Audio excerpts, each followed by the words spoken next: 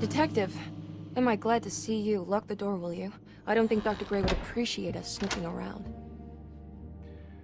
What's going on here? This feels so strange.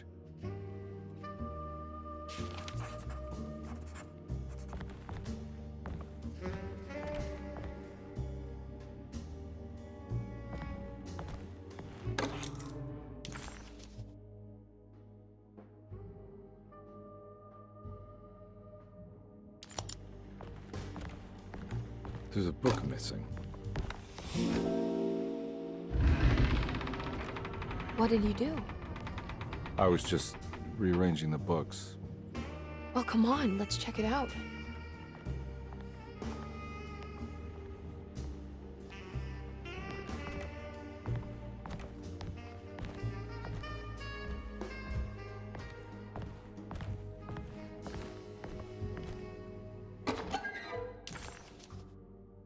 Nice.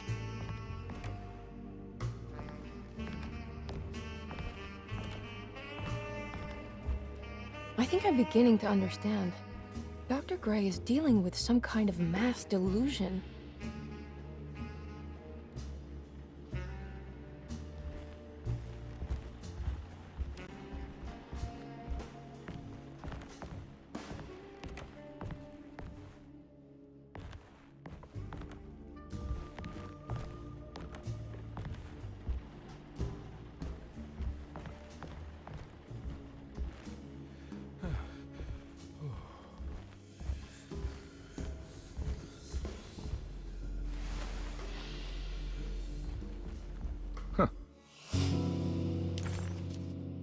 Has that been there this whole time?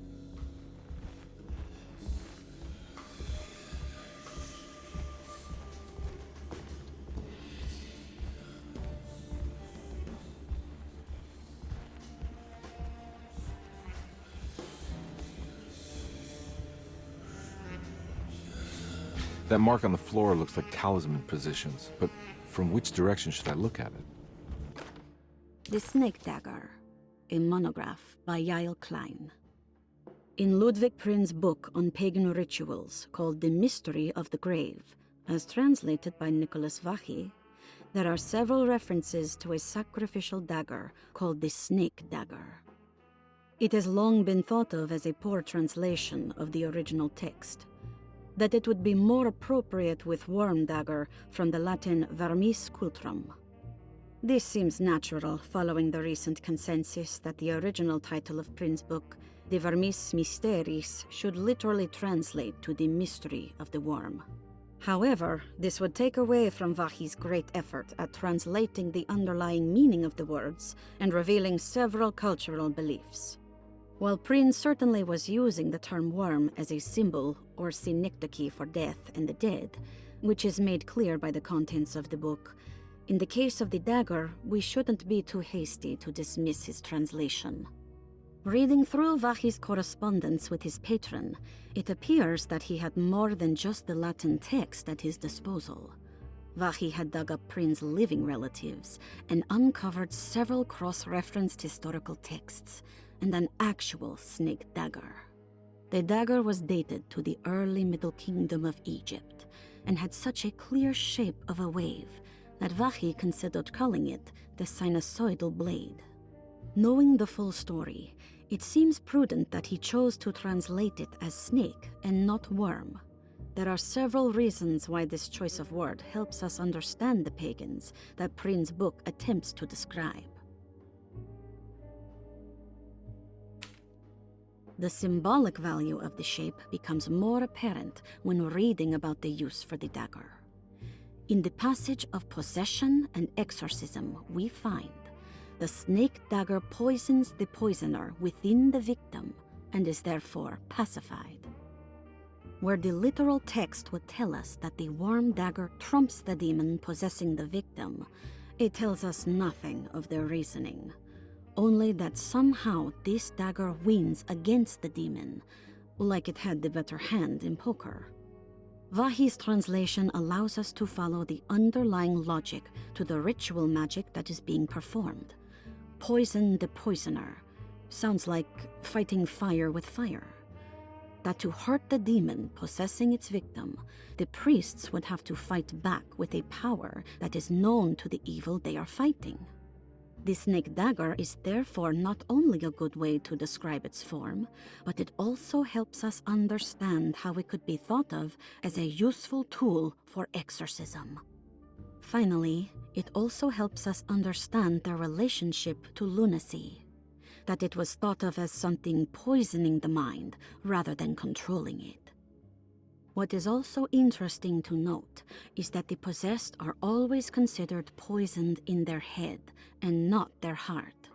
The snake dagger always went to the eye of the possessed, leaving them partially blind, if they had the good luck to survive.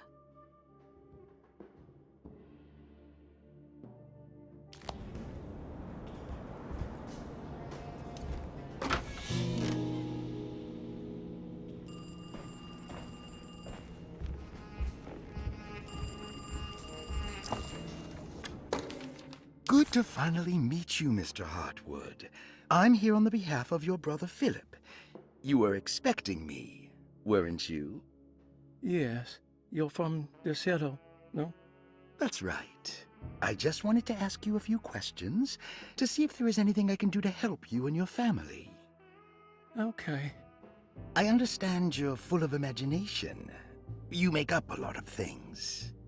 I suppose. And you obsess over them, blurring reality and fiction. Sometimes. Do you want to tell me about the Dark Man? No, I don't. That's all right. Perhaps there is something else you can tell me. Something you know to be made up, but you hold dear. Juan? John? Who's John? No, Juan Luis Jorge. Oh, wait there a moment. Here, take a look. Is he... Oh, he is the author. It's a magnificent book. Life-changing even. The real Juan is long dead, but I like to think of him as my friend. My most beloved friend.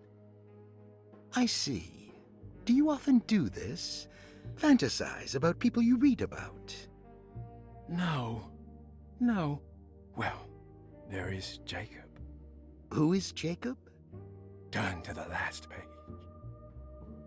Oh, it's a newspaper article. The Prisoner of Ice, Jacob van Ostad. Is he also your beloved friend? Oh no, Doctor. Not at all. He is the fire that fights fire. Yes, I think it's clear your overstimulated imagination, this mania, needs to be tempered for you to live a normal life. I know your family calls it the Hartwood curse, but I want you to know that there is nothing supernatural about your condition. It's all inside your head. And with that, I'm very qualified to deal with. In time, you will be cured. In time. Yes, in time we will exorcise all your demons, all the dark men. Yeah! Please, Mr. Hartwood, calm yourself. What happened?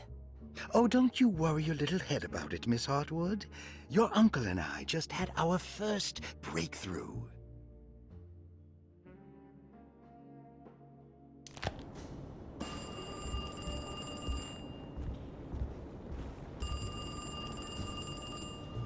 What were you saying about mass delusion?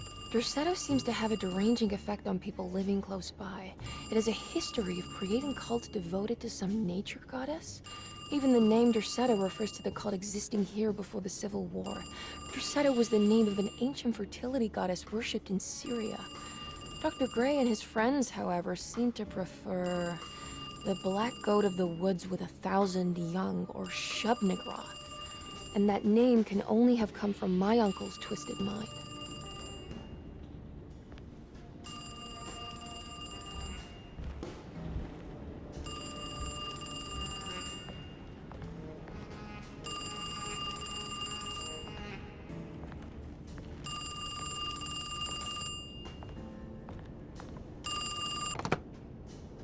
Hello? Detective Carnby. Who is this? Jeremy? Jeremy is with the Dark Man. You can't save him. Well, I've done everything you wanted so far, and there's just one more thing on the list. I expect him to keep his promise and return Jeremy unharmed. Get out, Detective, while you still can.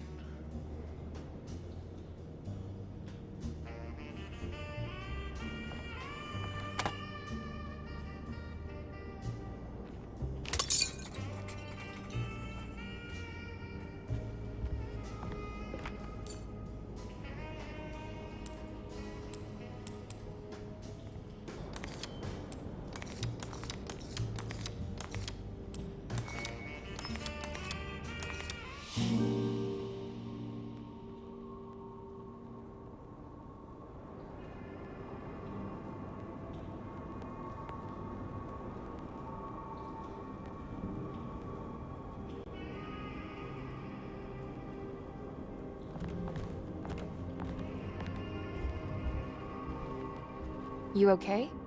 You look a little frazzled. Just stupid telephone. I know. I tried calling the police earlier. The telephone is completely dead. It's not... Yeah, no, the telephone isn't working.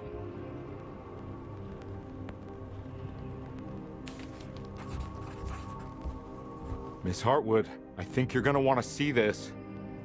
Is there something in the closet? Yeah, there is. You don't see the very obvious gate leading to whatever Jeremy's madness is serving up next? I don't understand. Are you making some kind of fashion metaphor?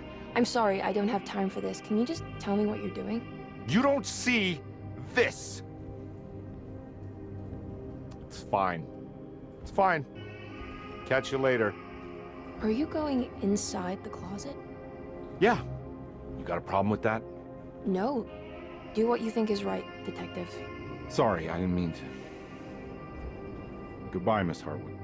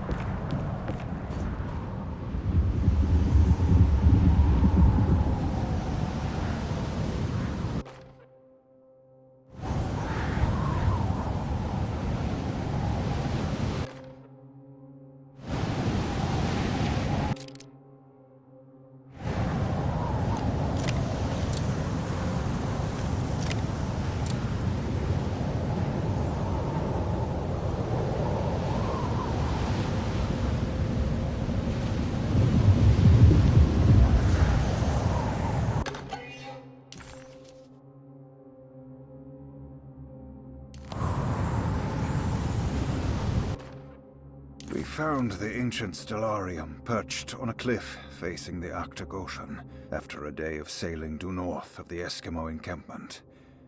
Jacob van Oostad was our most keen member of the expedition.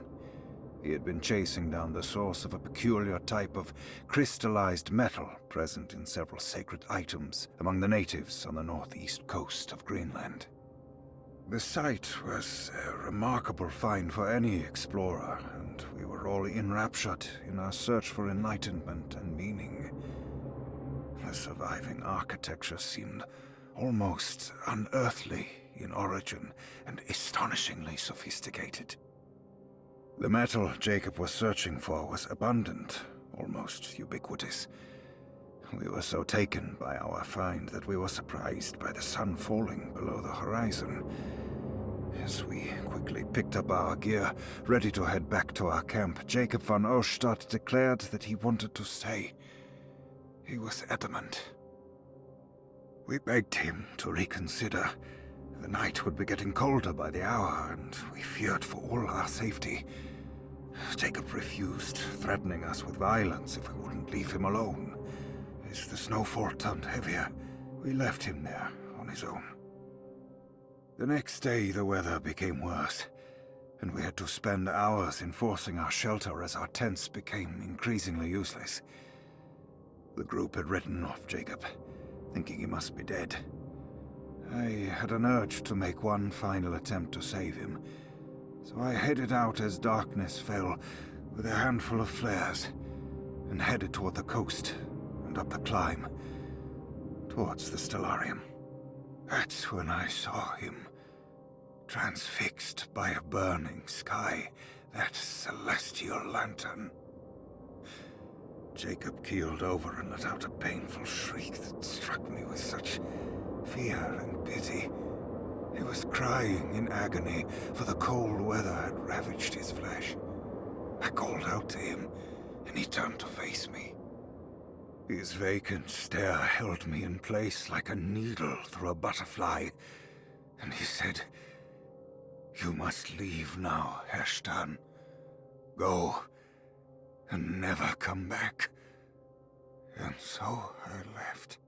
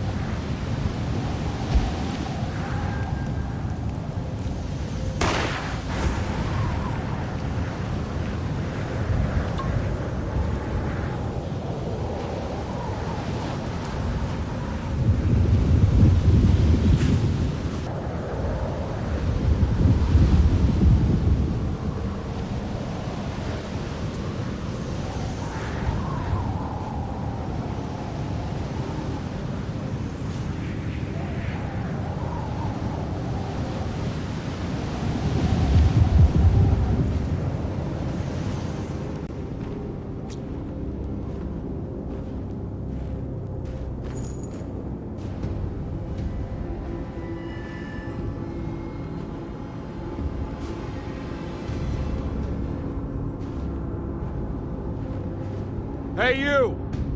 What are you doing here? What is this place? Turn back, detective. You're not wanted here. Whoa, take it easy. I'm not your enemy. Oh, you're wrong, detective. You're wrong.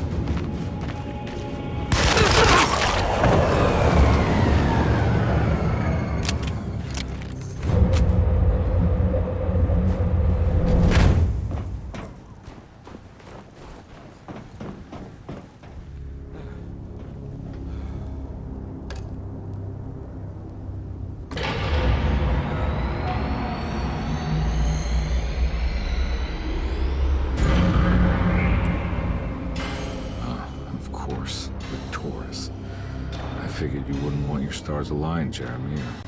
Or maybe that is what you need. Temper that mania of yours.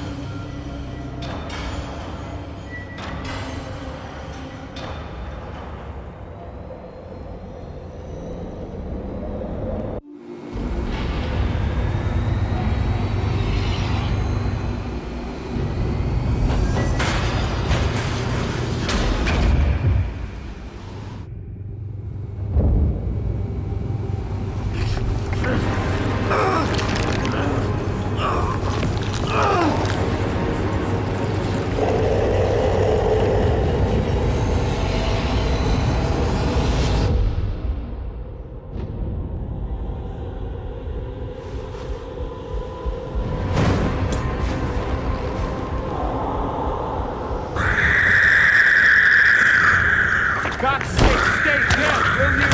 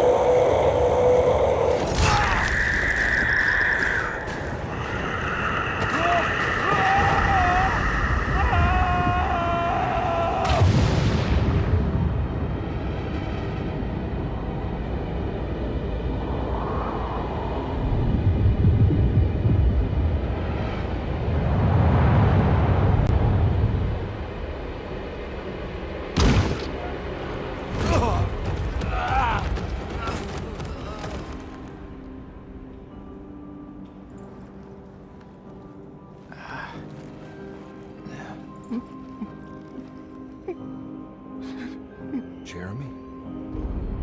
I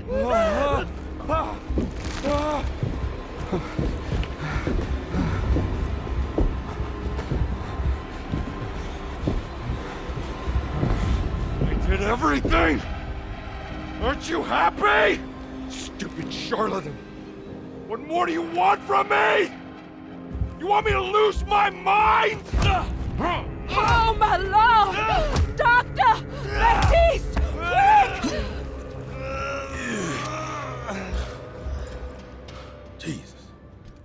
Thank you, compadre.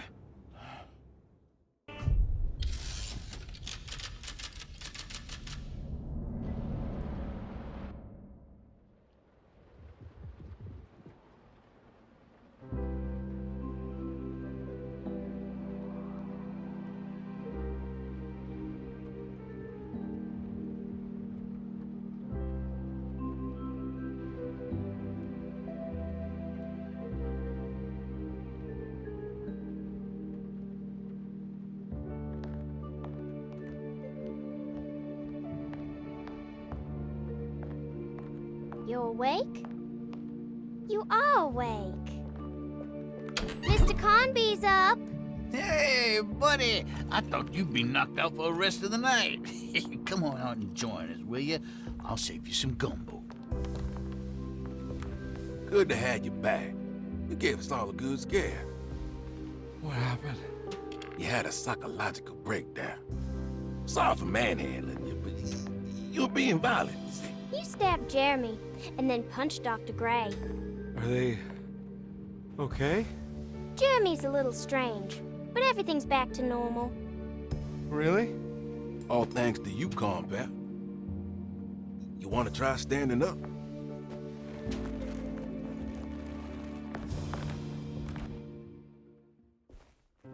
Well, if it isn't the hero of the day. How are you feeling, Detective? Never better. How about you two? Hey, Jeremy, I didn't do too much damage, did I? Things are fine. Very quiet. What's up with him? Painkillers? No. You see, despite you having the finesse of a one-eyed butcher, you managed to lobotomize dear Jeremy. I did what? It's actually quite impressive. It's not like I hadn't considered it myself. I just wish Jeremy could have been helped without reducing his personality to that of an oyster. But he's gonna live. Of course. As long as someone keeps feeding him, he'll outlive the best of us.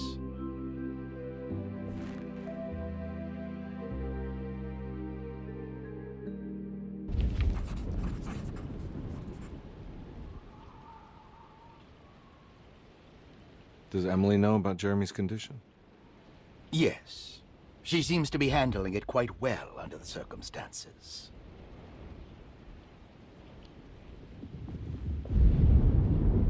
Does she still want to take Jeremy away from Derceto? I will have to insist that you do. This is not that kind of institution.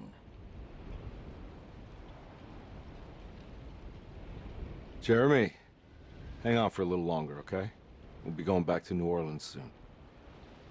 Oh, good. I do so miss the city lights.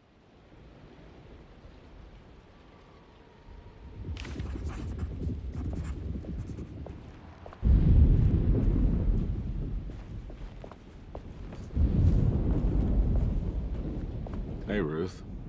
Glad to see you made it back to Derceto. You too, Detective. Make sure to stay for the festivities. It's no Mardi Gras, but it ain't bad.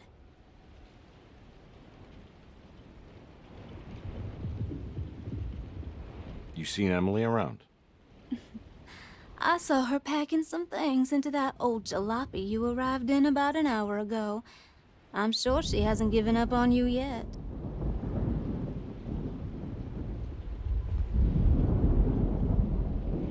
Catch you later.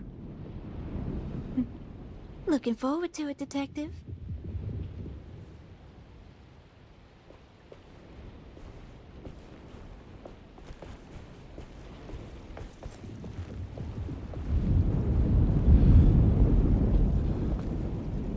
Good to see you back on your feet, Detective. Have some gumbo. Thanks. I'll save it for later.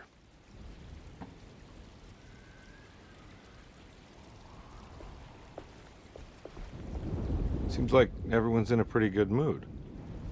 The Eve of St. John is the most important date of the whole year. It's the only day when the black goat of the woods tends to her young.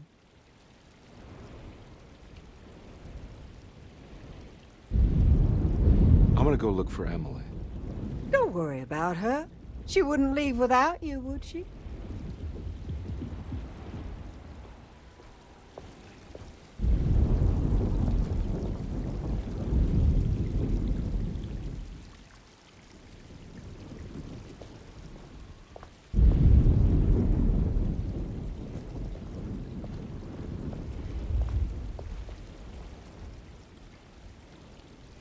That is one impressive tree. More impressive than you could ever imagine.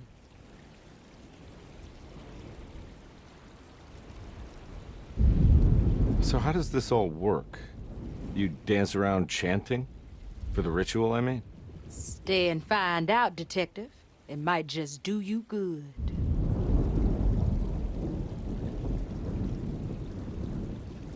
You haven't seen Emily, have you? No, Detective. I haven't.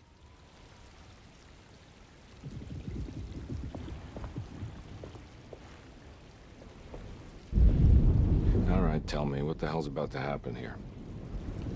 Every year we have a little turn the page ceremony by the tree. It's symbolical. It's like life has its cycles of grief and happiness. You know? Just like a tree facing the seasons. Things change, but remain the same.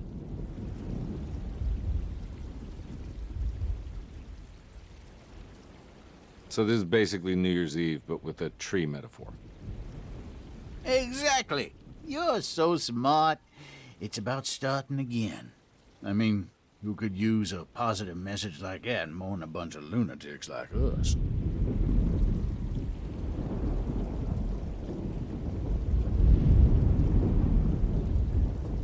I get the feeling some of you think this year is going to be special.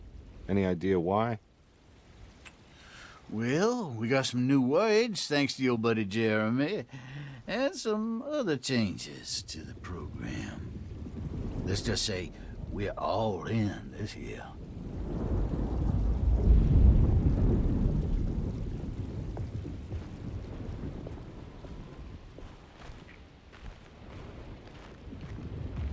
Hey, kid. What are you up to? Preparing for the ceremony. I don't want to disappoint Mother.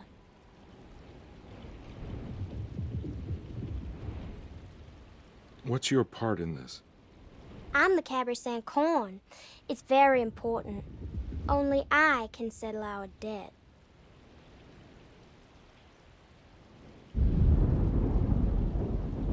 You know, I had my doubts, but you are in the right place, Grace.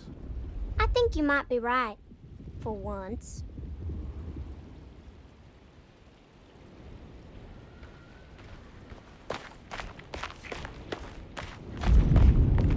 What is it?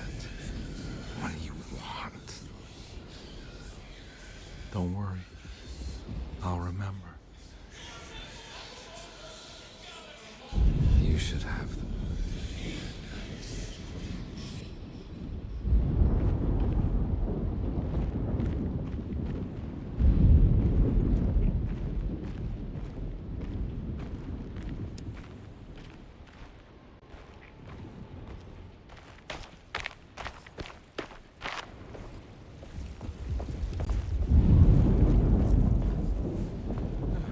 What are you looking for?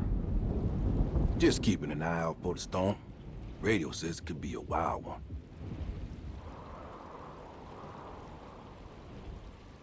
You don't know where Emily is, do you? She's packing some of Jeremy's things. Said she wanted to take them away. I'm sure she'll come and get you when she's ready.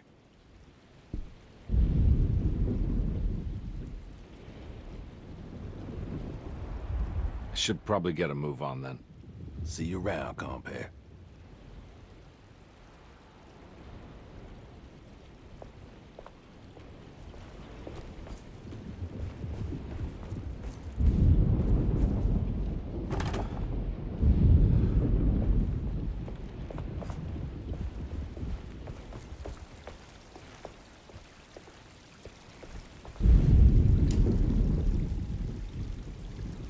Everyone knows what to do?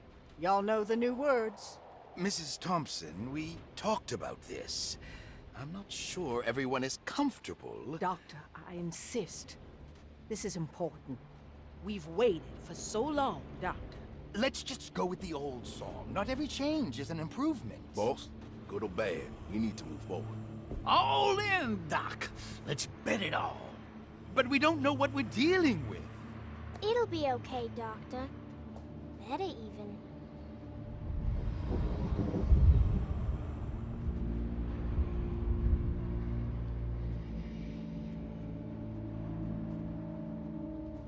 Oh, there are praises and abundance to the Black Goat of the Woods.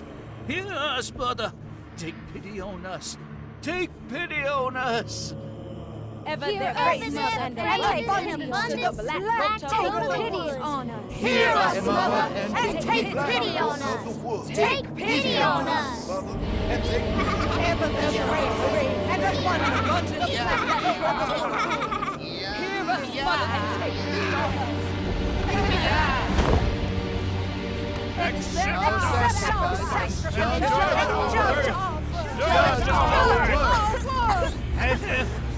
Stop!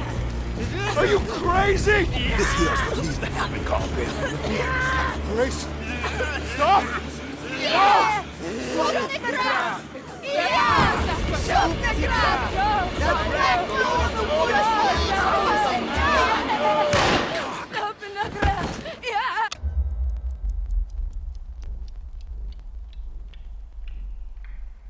Detective, get my uncle out of here. Jeremy, come with me! Get over here! Jeremy, come with... Jeremy, come here! No! There has to be a Dr. Blood! We're doomed!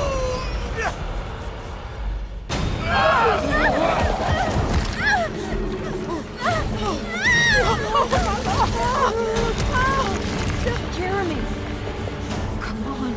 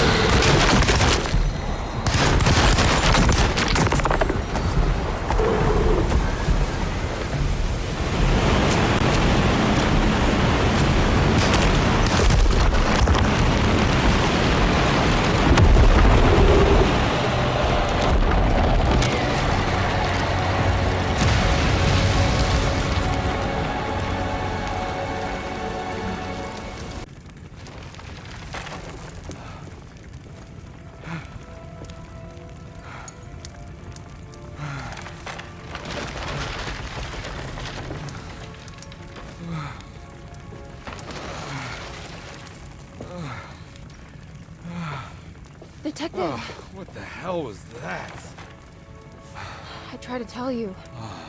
There was so much evidence. Their devotion to the Black Goat was like nothing I've ever seen before. I felt so dumb believing any of it, but I'm glad I did. Are you okay? Everything is out of order. This isn't the way the story goes. I shouldn't be alive. Yeah. Oh, you're welcome, buddy. How are you doing, sweetie? I kinda like it. You ruined everything, but I'm not mad.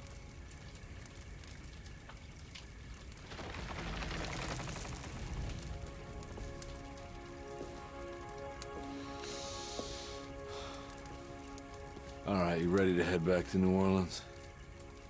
Come on, Jeremy. We're leaving. Can I come? I thought you said you didn't need saving. Don't leave her. She's important. Of course we're taking her with us. Yay, I'm important.